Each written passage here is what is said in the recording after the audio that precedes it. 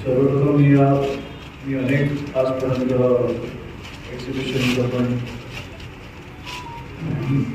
एक्झिबिशनला गेलो, पण मला वाटतं की आजचं जे हे सगळं होतं ह्याला मला ह्याचं उद्घाटन करताना मला एवढं वाईट वाटतंय की मला कळत नव्हतं की खाली फटाके का फुटतायत, मी आल्यावर टाळ्या का मारतायत. मला हे समजतच नव्हतं. मी अख्खं एक्झिबिशन बघताना मी थकतो होतो. मी ऑनेस्टली मी सगळ्या पाट्या मी कन्फ्यूज झालो की कुठे काय चाललंय.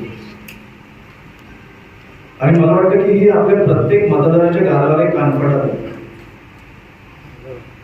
सर्वप्रथम गजाननजी, तुम्ही तुमच्या सहकार्यांचं खूप खूप अभिनंदन की तुम्ही हे सगळं बाहेर काढलं. बाकी मी पत्रकारांशी बोलीनच, पण माझं तुम्हाला एवढंच सांगणं आहे की हे असतीलच. मला माहिती आहे निवडणूक आयोग सुधारणार नाही आहे. जानेवारीमध्ये त्यांच्या निवडणुका लागणारच आहे. आपल्याला अजून शोधून काढायचे आहेत. निवडणुकीला माझं फक्त एवढंच म्हणणं आहे की प्रत्येक ओरिजिनल मतदार जो आहे तो उतरला पाहिजे. कारण त्याच्यासाठी मतानंतर आम्ही एक मनोरंजनाचे आम्ही एक हे केलंय, स्किट बाहेर तयार केलंय की जो दुबार मतदार येईल त्याचं काय होणार आहे हे पण तुम्हाला बघायला मिळणार आहे. त्याच्यामुळे पॉपकॉर्न घेऊन या.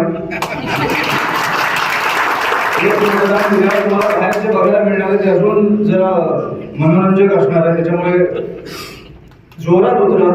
पण मला ह्या वेळेला आय थिंक की सगळ्यांनी जो ओरिजिनल मतदार आहे त्यांनी महाराष्ट्रभर उतरून मतदान केलं पाहिजे. या बोगस मतदारांचं काय करायचं हे राजसाहेबांनी आम्हाला सांगितलंय, त्याच्यामुळे त्याची काळजी तुम्ही करू नका.